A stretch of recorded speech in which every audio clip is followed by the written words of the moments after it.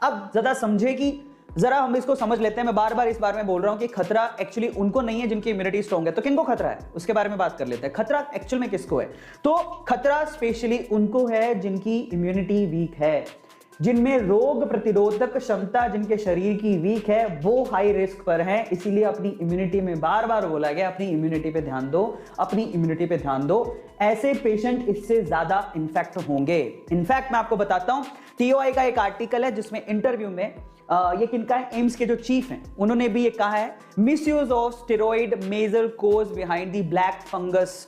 क्या हो रहा है कि अगर आप ध्यान से देखो तो कोरोना का जब ट्रीटमेंट किया जा रहा है उसमें स्टेरॉइड्स का इस्तेमाल भी किया जा रहा है। अब हम क्या कर सकते हैं कोरोना से बचे? इधर कुआं उधर खाई। अब कोरोना के ट्रीटमेंट में स्टेरॉइड इस्तेमाल हो रहा है और वही स्टेरॉइड हमारी इम्यूनिटी को भी डाउन करता है और उसी वजह से हम लोग ब्लैक फंगस के भी शिकार हो सकते हैं।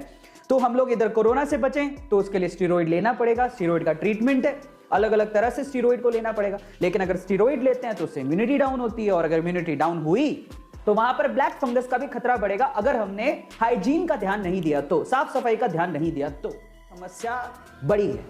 ठीक है, अभी दिख नहीं रही है लेकिन वो बड़ी है। इसके अलावा कौन कौन रिस्क पर है? Specially patient with recent organ transplant.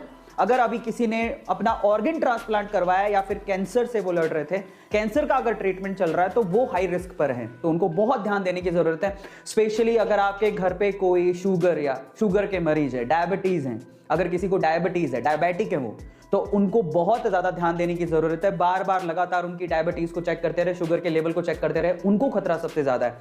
ठीक है, तो इसलिए कह रहा था आप लोगों से, अगर आप ऐसा सोचे कि हम तो स्वस्थ हैं हमें क्या लेना देना, लेकिन यहां पर कैच है, आपके स्वस्थ होने से तो खैर फर्क पड़ेगा ही, लेकिन अगर आपके आसपास किसी को भी शुगर है या कोई ट्रांसप्लांट करवा के आया या कैंसर है, उनको तो दिक्कत हो सकती है। तो इसलिए आप अगर सजग रहेंगे, उनको बताएंगे तो बचा सकते हैं। ठीक है, इसके अलावा जरा आप देखिए, यहां पर स्टेरॉइड दिया गया, यहां पर immunosuppression of by steroid.